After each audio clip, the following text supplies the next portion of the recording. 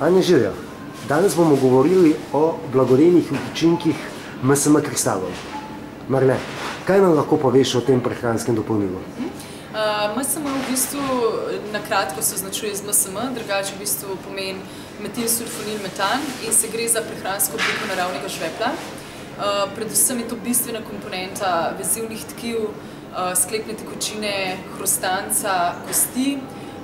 Pomaga v bistvu tudi pri tvorbi kolagena, kar je v bistvu tudi super za proti gubicam in takim zadevam, zaradi tega mu rečejo tudi v bistvu mineral lepote. Ljudje ga predvsem uporabljajo takrat, ko imajo kakšen, ki že nastopi problem, no, to je mogoče kar majhen hudo, da se že prej ne uporablja.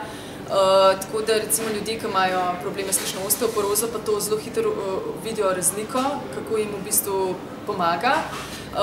S tem, da se ga lahko uporablja za v bistvu odpornost, globinsko čiščenje, predvsem pa, kot sem rekla, pomaga pri močnejših laseh, nohtih, tako da je nekako mineral lepote za celo telo. Čudovito, kakšne so primerne in priporočene količine?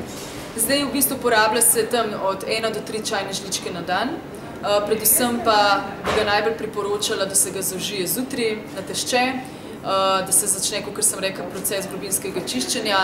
Zelo dobro pa je, da se kombinira z vnosom C vitamina zaradi boljše absorpcije. Tako da priporočam, da se da kar v vodo, zraven se stisne limono ali meto in se v bistvu to spije na tešče.